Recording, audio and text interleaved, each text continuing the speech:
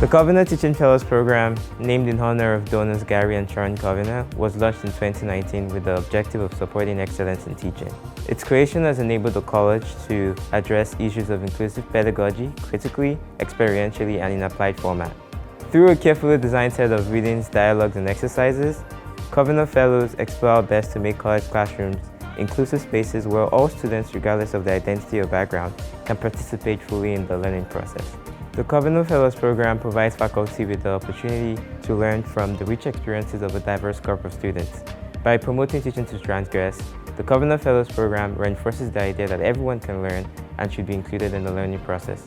The program has 2 senior fellows per academic year. It consists of 4 total pods, including 2 undergraduate students, 1 graduate student, and 2 faculty members.